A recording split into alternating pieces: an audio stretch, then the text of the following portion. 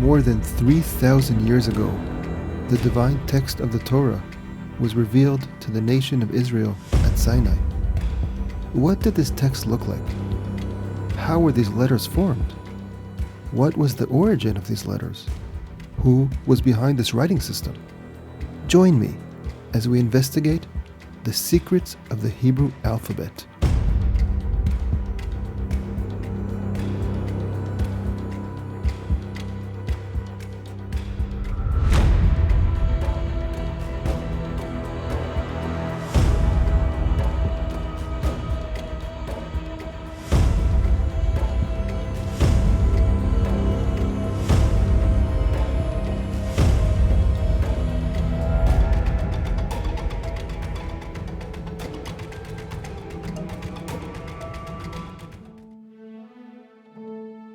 For thousands of years, the word has been written down, transcribed by countless scribes, passed down from father to son, and from generation to generation. The word which the nation of Israel was commanded should be upon your heart, and you shall teach them diligently to your children, and you shall write them on the doorposts of your house and on your gates. The word of which Moses was commanded, write these words in accordance with these words, I have made a covenant with you and with Israel. The word that reflects the ultimate manifestation of the divine will, law, and wisdom upon earth. The word of God himself. And the tablets were the work of God, and the writing was the writing of God, graven upon the tablets. But what do we know about how this word was actually written? What were its characteristics, or more specifically, its characters? Or in a word, what was the original script used at Sinai? For hundreds, if not thousands of years, Jewish scribes known as Sofrim strictly adhered to a very specific script called Stam while transcribing sacred biblical texts. Stam, an acronym for Torah scrolls, phylacteries, and mezuzot, is in fact the only script considered suitable, according to Jewish law, for transcribing such holy manuscripts. But was this the original script used over 3,000 years ago at Sinai? And if not, what was it? Where did it originate? And who was behind it? To answer these questions, we have to first understand the history of the Hebrew alphabet, which is in essence the history of the alphabet itself. According to the Jewish tradition, man's language capacity is so central, it's considered a creation on its own right, brought about during the twilight hours of the sixth day of creation. It is what sets him apart from the rest of creation and makes him human. This idea is perhaps best reflected in the Targum Onkelos, an ancient authoritative Aramaic translation of the Torah, which interprets the verse from Genesis, and man became a living being, as man became a speaking spirit. Historically, the ability to write, that is, to convey a spoken language by means of visible symbols, is one of mankind's greatest achievements. It enabled him to communicate without the limitations of time and space, was what ushered him into the age of history, and eventually, what brought about our current age of information. The earliest writing systems first appeared during the mid-4th millennium BCE, nearly 5,500 years ago. These systems, which arose practically simultaneously in two separate locations, are cuneiform, first developed by the Sumerians in southern Mesopotamia, modern-day Iraq, and hieroglyphs, developed by the Egyptians. Originally, both systems were purely pictographic in nature, whereby each symbol represented a complete word or phrase. Later, they evolved towards greater sophistication and abstraction, incorporating ideograms, or symbols that represent concepts, and logograms, representing a spoken sound or utterance, ranging anywhere from 1 to 3 syllables. Around 4,000 years ago, by the beginning of the 2nd millennium BCE, these two writing systems reached their peak, allowing the great empires of the ancient Near East, both in Egypt and Mesopotamia, to govern over large areas, communicate across vast distances, and operate complex administrations and thriving economies. Yet both these writing systems had a major drawback. Being comprised of hundreds of signs and symbols, they were extremely complex and took literally years to master.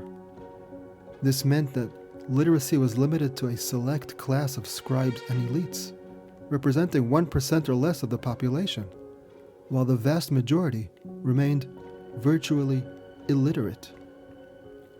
It was precisely this predicament that made the alphabet a truly great innovation.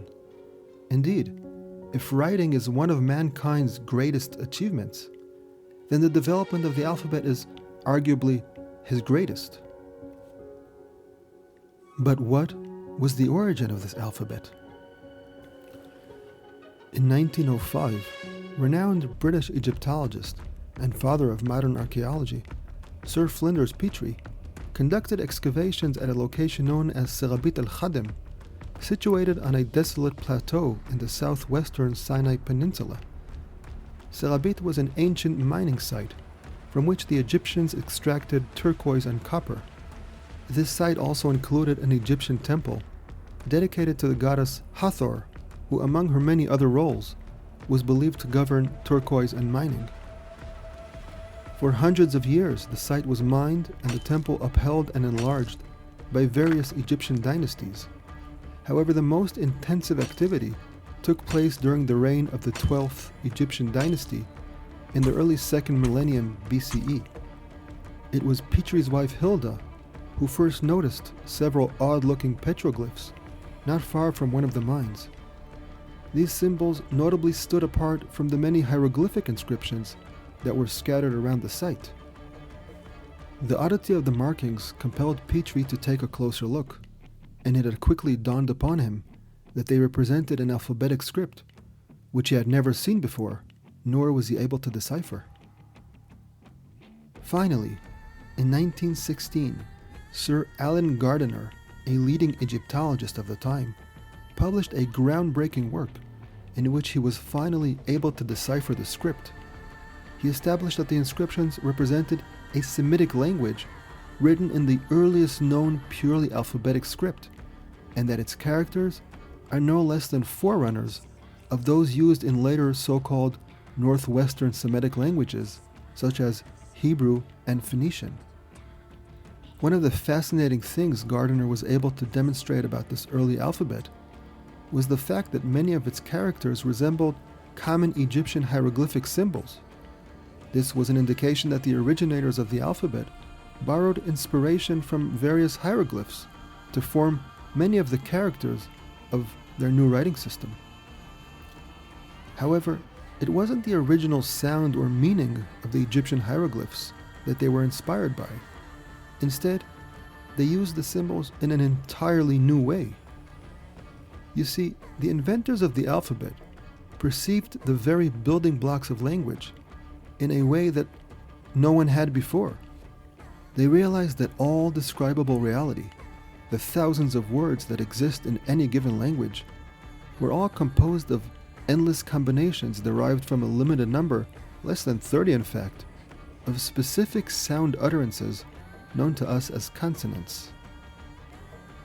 What the inventors of the alphabet did was to simply assign a symbol for every one of these sounds. The sound each symbol stood for was the sound made by its first consonant as pronounced in their Semitic language. Let us examine a few letters to get a better understanding of how this concept worked. To specify the letter Aleph, or A, they drew a symbol of a bull's head in accordance with the word for bull, which was called an aluf. To specify the letter Bet, or B, they drew a square symbolizing a house, or bayit. For the letter Yud, or I, they drew an arm and a hand, symbolizing Yad, or hand. For Kaf, or K, they drew the palm of a hand, which is pronounced Kaf. For Ain, or O, they drew an eye, which is Ain. For the letter Resh, or R, they drew a picture of a head, pronounced Rosh, etc. Following Petrie's initial discovery of 10 inscriptions composed in this early alphabetic script, now commonly referred to by scholars as Proto-Sinaitic, an additional 37 inscriptions composed of the same script and carved upon stone panels, rock faces, and statuettes were subsequently discovered by later expeditions in the same general area of southern Sinai. More recently, however, in the year 1999, 2 inscriptions resembling the Proto-Sinaitic group were discovered in Egypt. They were found carved on the limestone walls of Wadi el-Hol, a ravine serving as a military and trade route connecting Thebes and Abydos during the Egyptian Middle Kingdom. Some scholars believe that these inscriptions show even greater resemblance to Egyptian hieroglyphs than many of the Sinai inscriptions, suggesting the possibility that the Wadi el-Hol inscriptions may date to yet a slightly earlier horizon. Following its initial appearance in Egypt and Sinai, the Proto-Sinaitic alphabet seems to have spread from the Sinai Peninsula to the land of Canaan, where inscriptions comprised of the same script have been discovered at several ancient sites, including Lachish, Gezer, Jerusalem, and Shem, thus inspiring the term Proto-Canaanite script, used by many scholars. As time progressed, this so-called Proto-Canaanite script continued to spread throughout the Levant, as its symbols gradually lost their original pictographic form and assumed a more abstract and standardized appearance. By the late 11th, early 10th centuries BCE, the script had evolved into a completely linear form, commonly referred to as Paleo-Hebrew or Phoenician script. This was the script used during the First Temple period in the kingdoms of Israel and Judah, as well as in several of their neighboring kingdoms. Around the same time frame, the seafaring Phoenicians of the Lebanese coast introduced the script to the Greeks, inspiring them to form their own alphabetic system, which in turn became the source of all Indo-European language scripts, including Latin, English, and Cyrillic. But today, more than a century after its discovery, many aspects regarding the origin and development of the earliest alphabetic script are still shrouded in mystery. What we do know, as the available evidence seems to suggest, is that it originated in Egypt or its vicinity, from which it subsequently spread first to Canaan and then on to neighboring lands. We also know that it records a Semitic language virtually identical to Hebrew, and that its first appearance dates to sometime during the early 2nd millennium BCE, most probably during the reign of the 12th Egyptian dynasty.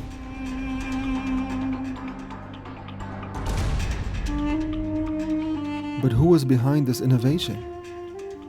Ever since its initial discovery, scholars haven't been able to agree upon who it was that invented the Proto-Sinaitic alphabet, or the precise date in which it emerged, nor could they always agree on the exact reading of the actual inscriptions.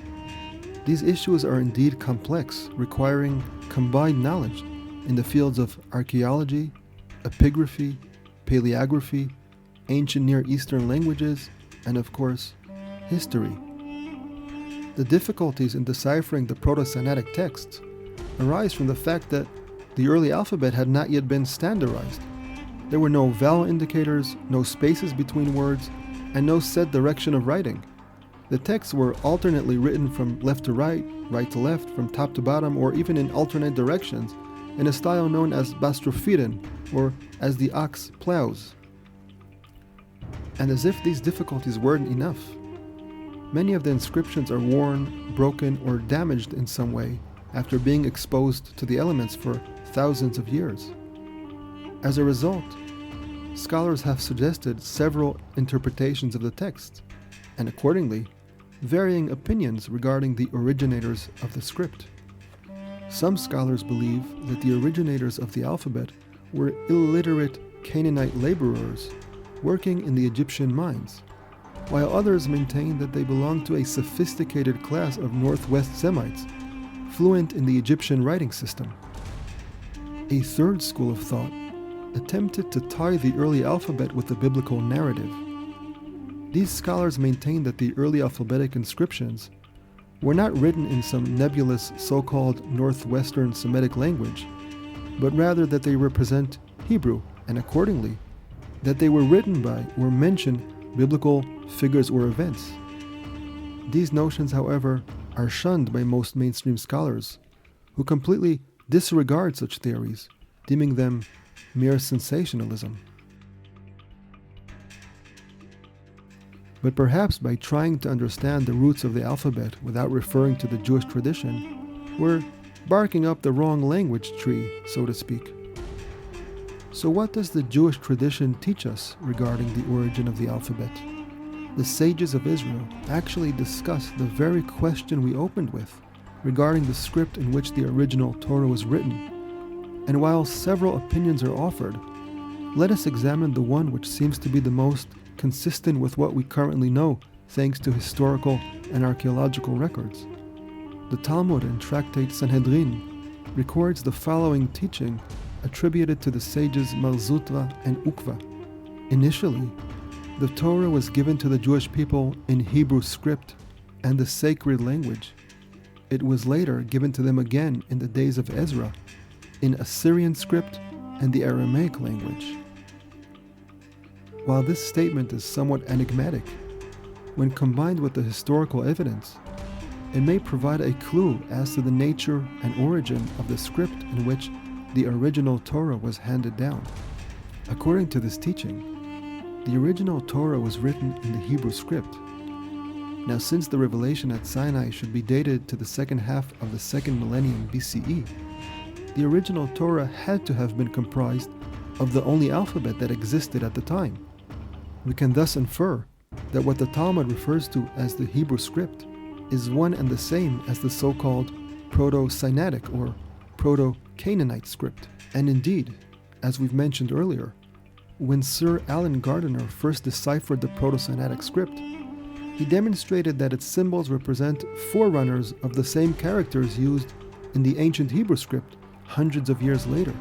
Still, most scholars are reluctant to directly associate the Proto-Sinaitic script with the Hebrew language and prefer to relate to it as Canaanite. This is, however, in many ways purely semantics, as the Hebrew and Canaanite languages are virtually indistinguishable from one another. This fact even finds possible validation in a verse from the book of Isaiah, which reads, "In that day there will be 5 cities in the land of Egypt which speak the language of Canaan and swear allegiance to the Lord of hosts." In this verse, the Hebrew language is seemingly equated with Canaanite, demonstrating that they are indeed one and the same. But the terms Hebrew script and the sacred language used by the Talmud are more than merely a reference to the type of font used to write the original Torah, as they also include deeper layers of meaning regarding the nature and origin of the Hebrew language. The first to be called a Hebrew was Abraham, who is described as Abram the Hebrew in Genesis 14. The sages of Israel explain that the term Abram the Hebrew refers to the fact that he was a descendant of Ever, great-grandson of Shem, son of Noah, and that he conversed in the Hebrew language. But let's back up a bit. In the book of Genesis, we learn how initially mankind spoke a single language, and that after uniting in rebellion against heaven at the Tower of Babel, their language was confounded, and they were subsequently dispersed to the 4 corners of the earth. But what was this original language spoken by all mankind? Well, the answer to this question was hidden in my last sentence where I mentioned the word earth. That's because the English word earth is derived from the Hebrew word eretz, meaning land. This is but one example of many, showing the Hebrew roots that can be identified in many words of contemporary languages, as can be seen in the eloquent work of Dr. Isaac Moseson, who has demonstrated this in great detail.